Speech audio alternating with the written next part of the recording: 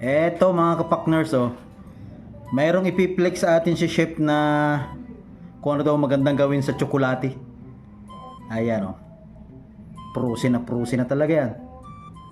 Ay, tinubog mo pa naman sa yelo. Mabali ang pakuluan mo rin. Hop, nilagyan ng gatas. Margarin. Kokwa. Chocolate, margarin. Ibang style ng margarin. Ibang kurte. Yan na. Chocolate na may kokwa na may margarin. Kaya kalabasan na naman ito. Ilagay sa isang pitsil. O harina. Harina, asukal na pula yun, ano? Yung asukal na maskubado, tubig, itlog, tapos coconut cream powder. Bah, ano ito? Tinapay. Gagawa ka na napakasarap na cake, Sobra na yung masarap. Hinalo dun yung tsokolate. Ito yung cake. Gagawa siya ng isang napakasarap na cake. Okay, nilagyan pa ng harina. Yan na, parang chocolate na brownies.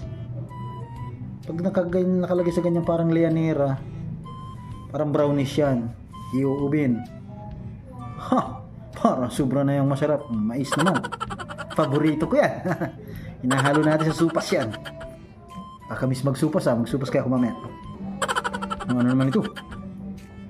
Ano yun? Yun yung mais? Ano yun? Kakaiba yun, Nilagyan huli ng tubig. Kain yung mais, giniling lang. Tapos ginawa suman. Suman na mais. Sarap yan, gusto ko yan. Daming nagawa niya, Ito na yung brownies, guys. Nilagyan ng peanut butter sa ibabaw. Masarap. Parang gusto ko yung kanyang pinapakita ngayon. Kahit pa walang guwantes yan, laban na yan. Palag-palag na yan. Mga strawberry, Masarap mga idol. Ito yung suma na mais. Parang ayos din.